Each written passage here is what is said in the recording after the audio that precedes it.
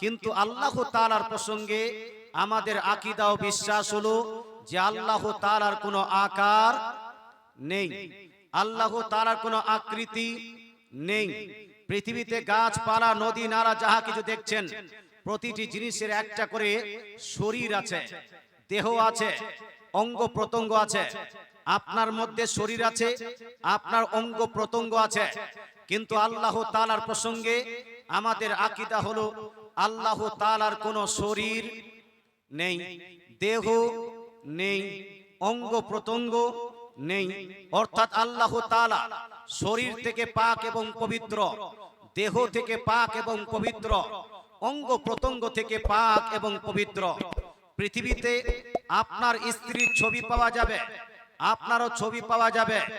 মুসলমান আজকাল যে সমস্ত ছেলেরা কলেজ ইউনিভার্সিটিতে পড়ে তাদের মোবাইলে গার্লফ্রেন্ডের ছবি পাওয়া যায়, পিকচার পাওয়া যায়, গাছের ছবি আছে, পাহাড়ের ছবি আছে।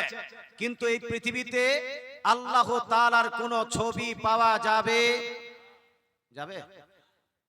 আল্লাহ তাআলার ছবি যদি পাওয়া যেত তাহলে প্রতিটি মুসলমানের ঘরে আল্লাহ তাআলার ছবি লাটকানো থাকতো বা ছবি বাঁধাই করা থাকতো। কিন্তু পৃথিবীর মানুষ যারা নিজেকে মুসলিম বলে দাবি করে, আমরা জানি যে আমাদের রব, আমাদের প্রতিপালক, আমাদের সৃষ্টিকর্তা মহান রব্বুল আলামিনের পৃথিবীতে ছবি পাওয়া যাবে না, পিকচার তোলা যাবে না। আচ্ছা, পৃথিবীতে পাহাড়ের ছবি আছে কিন্তু আল্লাহর ছবি নাই কেন? মানুষের ছবি আছে, আল্লাহর ছবি নাই কেন? গাছপালা, নদী, নালার ছবি আছে কিন্তু আল্লাহর ছবি নাই কেন? তার কারণটা হলো, ছবি হলো তার, ছবি অঙ্কন করা যাবে তার, যার শরীর আছে, দেহ আছে, শেপ এন্ড সাইজ আছে, আকার আকৃতি আছে। যদি শেপ এন্ড সাইজ না থাকে, আকার আকৃতি না থাকে, দেহ না থাকে, আয়তন না থাকে, তাহলে তার ছবি অঙ্কন করা যাবে? আপনার একটা আয়তন আছে, শরীর আছে, দেহ আছে, শেপ এন্ড সাইজ আছে বলে আপনার ছবি আছে। আর আমরা বিশ্বাস করি আল্লাহ তাআলার কোনো আকার আকৃতি, শেপ এন্ড সাইজ নাই, তাই পৃথিবীর মানুষ চেষ্টা করলেও আল্লাহ তাআলার ছবি অঙ্কন করতে পারবে না। আচ্ছা, পৃথিবীতে আল্লাহ তাআলার কোনো মূর্তি পাওয়া যাবে? বা মূর্তি বুত বা মূর্তি পাওয়া যাবে না। পৃথিবীতে অনেক জিনিসের মূর্তি আছে, ঘোড়ার মূর্তি পাওয়া যায়, মেয়েদের মূর্তি পাওয়া যায়, দুর্গার মূর্তি আছে, কালীর মূর্তি আছে। কিন্তু মহান সৃষ্টিকর্তা রব্বুল আলামিন, আমাদের রবের কোন জায়গায়, কোন স্থানে আপনি মূর্তি খুঁজে পাবেন না। অতএব যে সমস্ত ব্যক্তি মূর্তি পূজা করবে, কেউ যদি সূর্যের পূজা করে, চন্দ্রের পূজা করে, ঘোড়ার পূজা করে, অথবা মানুষের পূজা করে, অথবা দুর্গা, কালী, লক্ষ্মী ইত্যাদি পূজা করে, এই সমস্ত পূজার মাধ্যমে আল্লাহর ইবাদত করা হবে না। সূর্যের পূজার মাধ্যমে আল্লাহর ইবাদত করা হবে না, চন্দ্রের পূজার মাধ্যমে আল্লাহর ইবাদত করা হবে না, দুর্গা, কালী, লক্ষ্মী ইত্যাদির পূজার মাধ্যমে আল্লাহর ইবাদত করা হবে না। আল্লাহ তাআলাকে কেউ যদি মানতে চায়, আল্লাহ তাআলার কেউ যদি ইবাদত করতে চায়, আল্লাহ তাআলার কেউ যদি উপাসনা করতে চায়, তাহলে আল্লাহ তাআলাকে নিরাকার মেনেই আল্লাহর ইবাদত করতে হবে। কথা বোঝা গেল ভাই? এই জন্য একজন মুসলমানের জন্য কোন সাকার উপাস্যর পূজায় অংশগ্রহণ করা জায়েজ নয়। এই জন্য একজন মুসলমান ঘরের ছেলে দুর্গা পূজা, কালী পূজা, লক্ষ্মী পূজা, বিশ্বরী পূজা, সরস্বতী পূজা আর বিশ্বকর্মা পূজা, অথবা আপনার কি বলছে বিশ্বরী পূজা, এই সমস্ত পূজায় আপনি অংশগ্রহণ পর্যন্ত করতে পারবেন? এই পূজাগুলোতে অংশগ্রহণ করতে পারবেন না। বন্ধুর পাল্লায় পড়ে, ফ্রেন্ডের পাল্লায় পড়ে আপনি এই পূজাগুলোতে যদি অংশগ্রহণ করেন, পূজাতে অংশগ্রহণ করলে এটা কমসে কম হারাম হবে। কি হবে? আরাম নয়, কমসে কম হারাম, কাবীরা গুনাহ। That's why you cannot participate there. এই জন্য আপনি সেখানে পার্টিসিপেট অংশগ্রহণ করতে পারবেন না। আর যদি কোনো ব্যক্তি পূজার মণ্ডপে যায়, সে নেতা হয়ে যদি যায়, আপনার ওই হিরো হয়ে যদি যায়, ফিল্ম তৈরি করছে, এই জন্য সেই পূজা মণ্ডপে পৌঁছালো, আপনি বন্ধুর পাল্লায় পড়ে পূজা মণ্ডপে পৌঁছালেন, অথবা আপনি এমএলএ হয়েছেন, এমপি হয়েছেন, মুখিয়া প্রধান হয়েছেন, মেম্বার হয়েছেন, এই জন্য উদ্বোধন করার জন্য সেখানে পৌঁছালেন। সেখানে পৌঁছানোর পরে যদি ওই পূজার নামে কেউ যদি টিকা লাগিয়ে নেয়, অথবা সেখানে যদি হাত জোড় করে দাঁড়িয়ে যায়, অথবা সেখানকার যদি ধাগা হাতে পড়ে, অথবা তার যদি স্ট্যাটাস আপনার সম্মানজনক স্ট্যাটাস ফেসবুকে ইনস্টাগ্রামে লাগায়, তাহলে তাকে মাবুদ হিসেবে স্বীকৃতি করার কারণে, স্বীকৃতি দেওয়ার কারণে এটা শিরিক হবে। কি হবে এটা? আচ্ছা, আলোচনা বুঝতে পারছেন? এটা শিরিক হবে। মুসলমান, আজ মুসলমান ঘরের মানুষ এমএলএ হয়, নো প্রবলেম, এমপি হয়, নো প্রবলেম, মুখিয়া প্রধান হন, নো প্রবলেম, ভোট নিন, মুসলিম ও মুসলিম সবার কাছে ভোট নিন, সবারই কাজ করুন, কিন্তু ধর্ম আপনাকে কোনটা মানতে হবে? কোন ধর্ম মানবেন? মুসলমান ঘরে এমএলএ মানবে কোন ধর্ম? ইসলাম ধর্ম মানতে হবে। নন মুসলিম কাউকে তাদের ভোট নেওয়ার জন্য তাদের মন্দিরে গিয়ে যদি আপনি টিকা লাগান, এই কাজ চলবে না।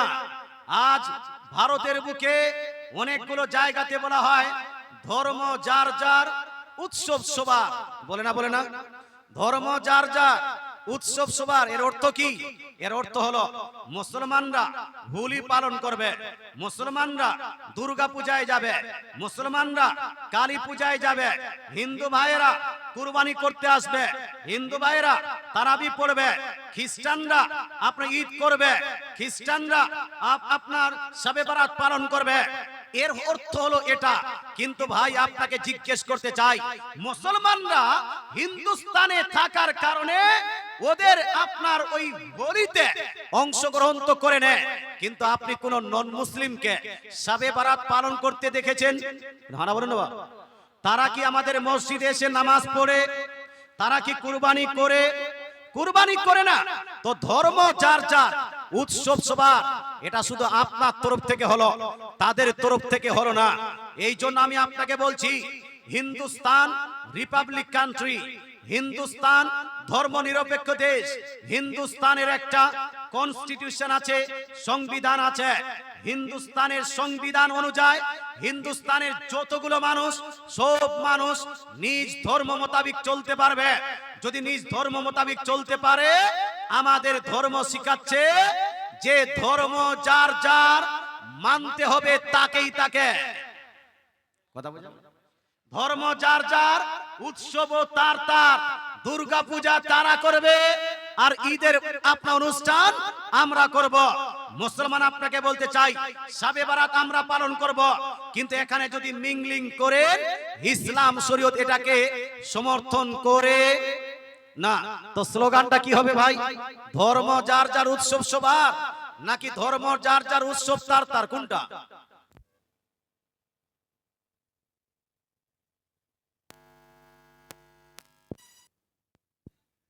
হ্যালো, দরুদ শরীফ পড়েন। আল্লাহুম্মা সাল্লি। এই মাসের নাম কি? জি, কোন মাস বলুন না। মেয়েদেরকে বলতে বললে কিন্তু বলে দিবে। হ্যাঁ, নাম না বলতে পারলেও কামটা বলে দিবে, হুজুর এটা হালুয়া রুটির মাস। বলবে না? বলবে না, কারণ হালুয়া তো ওদেরকে বানাতে হবে নাকি? তো কোন মাস এটাকে আরবিকে কি বলা হয়? শাবান মাস। এরপরে কোন মাস? রমজান মাস। তারপরে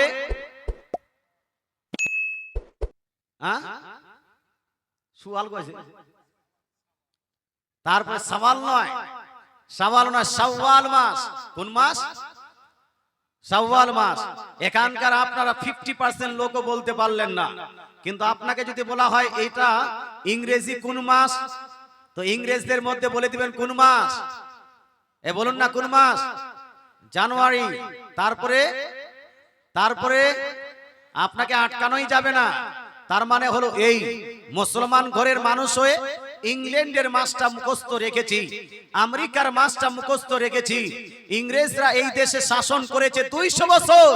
এই 200 বছরে তাদের ছাপ ছেড়ে গেছে, তাদের স্টাইল ছেড়ে গেছে। আজ মুসলমানের ঘরে ওই ইংরেজদের স্টাইলে শার্ট পাওয়া যায়, ইংরেজদের স্টাইলে প্যান্ট পাওয়া যায়, ইংরেজদের স্টাইলে আপনার ওই ন্যারো জিন্স পাওয়া যায়, ইংরেজদের স্টাইলে হেড পাওয়া যায়। কিন্তু মুসলমানের ঘরে আপনার মদিনার স্টাইলে জুব্বা পাওয়া যাবে। খালি জুব্বা দেখা যায় কোথায়? জালসায় 2-4টা মৌলভী সাহেব জুব্বা পরে, বাকিগুলো কি পরে? পরে না। মুসলমান আপনাকে বলতে চাই, যদি এই ভারতের বুকে 200 বছর ওই ইংরেজের মানুষ শাসন করেছে, রাজত্ব করেছে, মুসলমানরা রাজত্ব করেছে কতশো বছর?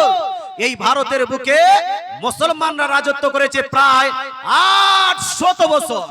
কত বছর? 800 বছর।